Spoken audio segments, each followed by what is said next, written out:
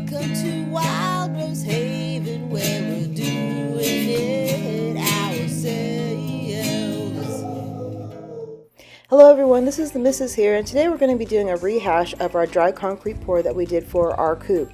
Now this will be the first dry concrete pour that Mr. Rose has done, and this will be the first concrete pour of this size, dry or wet, that I have done. And we're doing this video to answer a question by one of our viewers.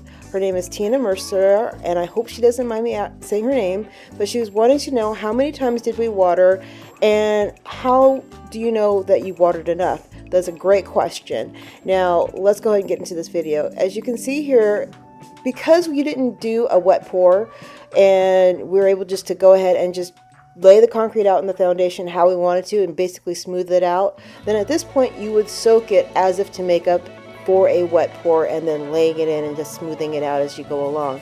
So it kind of eliminates that process of doing the smoothing it out at the same time. You just go ahead and you just soak it until you get to a point where it is ready to be floated for the first time.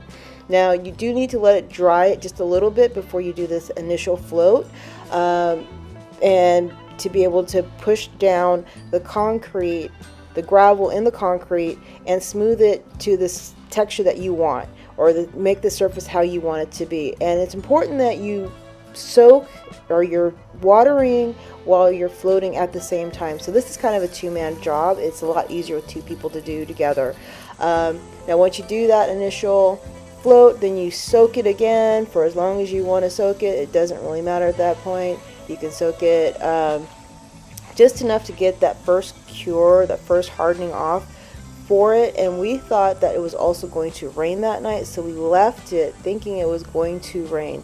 Now even though it was in the summertime when we did this pour, there's a lot of humidity in our area, so it kind of helps do that slow curing process for a stronger setting cure.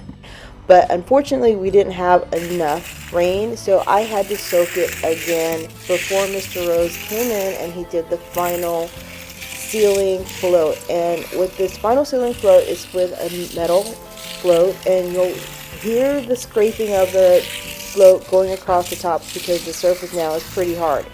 But it's not hard enough to where you can't get that final seal going and that finishing polished look that you want to create with whatever texture that you want for your concrete slab. And it's very important that when you're doing your floats for the first one, or either one, that you are watering at the same time as you're floating, or it's really a thick surface if you're doing it on your own, of course.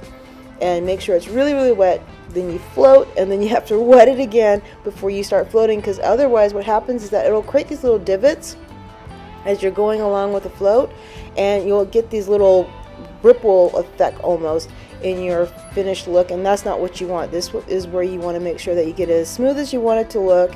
Even though I want it to be rustic, I didn't want to have a bunch of rivets in it or ripples in it, because it still needed to be a smooth surface for us to be able to clean it off easier than on a rippled surface. So that's the only thing that I would make sure to let you know, just to make sure that you keep that water going along with your float. If there's two of you doing it, that the person who's watering it needs to make sure that they're keeping up with the person who's doing the float. And at the same time, you want to kind of pre-wet the surface before the float gets there when you can, and just go back and forth. And that's how you work this particular process of your dry pour and finishing it as far as the texture of the surface is concerned. Now, like I said before, I really was going for a more rustic look, so I wasn't really concerned about it being super ultra smooth or anything like that, because it wasn't going to be going into our she shed or a man cave or anything that was wanting something a bit more polished or smoother as far as the surface is concerned. And that was it. And the only thing that we had to do was just kind of fill in where it kind of got a little bit, we had some low spots there, but that was nothing that wasn't fixable, and then we were done. So I hope this video helped you. I hope this answered any of the questions, and thank you for watching. Y'all come back to Wild Rose Haven, where we're doing it